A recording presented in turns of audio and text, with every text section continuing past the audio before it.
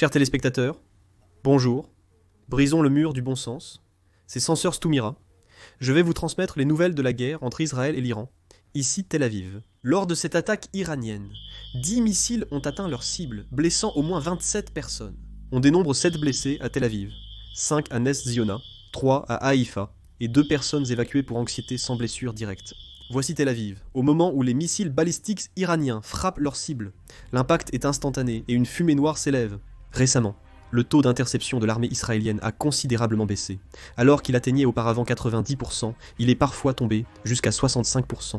En réponse, l'armée israélienne examine les causes de la diminution du taux d'interception des missiles. L'Iran a tiré 20 missiles cette fois-ci, en combinant des missiles longue portée. Les cibles de l'attaque étaient le centre de recherche biologique de l'aéroport international Ben Gourion et le centre de commandement et de contrôle de l'armée israélienne. Je suis Tabrizi d'Iran.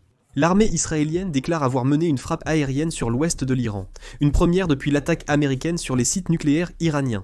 Les forces de défense israéliennes ont annoncé que l'armée de l'air avait mené des frappes contre des cibles militaires dans l'ouest de l'Iran. De la fumée noire s'échappe toujours en grande quantité des installations nucléaires iraniennes de Natanz.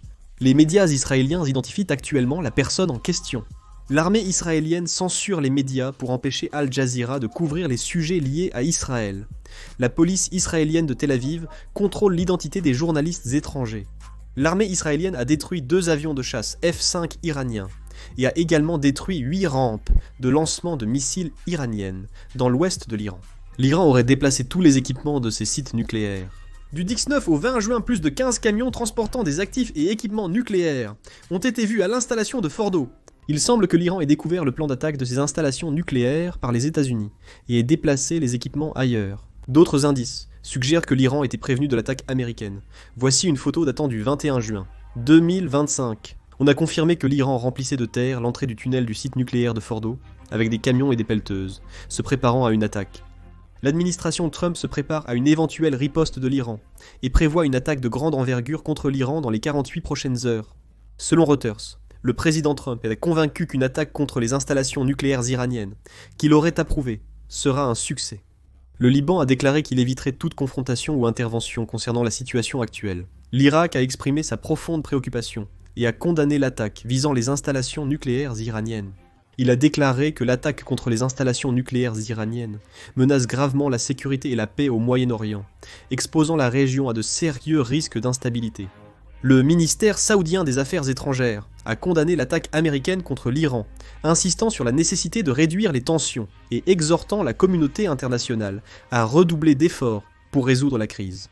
Le Royaume-Uni a affirmé que l'Iran ne devait pas être autorisé à développer des armes nucléaires et que les États-Unis avaient agi de manière appropriée pour contrer cette menace. Le Premier ministre britannique a appelé l'Iran à reprendre les négociations suite aux frappes américaines sur ses sites nucléaires. Selon Guido Crosetto, ministre italien de la Défense, l'attaque américaine contre l'Iran va transformer radicalement la situation du conflit. Ferrand a prévu que l'Iran réagirait avec force. Le ministère des Affaires étrangères d'Oman a déclaré que l'attaque américaine contre les installations nucléaires iraniennes violait gravement le droit international et la charte de l'Organisation des Nations Unies, la qualifiant d'acte d'agression. Le ministère des Affaires étrangères du Yémen condamne l'attaque américaine contre les sites nucléaires pacifiques du pays. Raphaël Grossi, directeur général de l'Agence internationale de l'énergie atomique, a annoncé une réunion d'urgence du Conseil des gouverneurs demain pour discuter de la situation en Iran. L'Iran a également envoyé une lettre au directeur général de l'Agence internationale de l'énergie atomique, demandant des mesures concernant l'attaque américaine contre les installations nucléaires iraniennes. Je vais terminer la vidéo ici. Merci.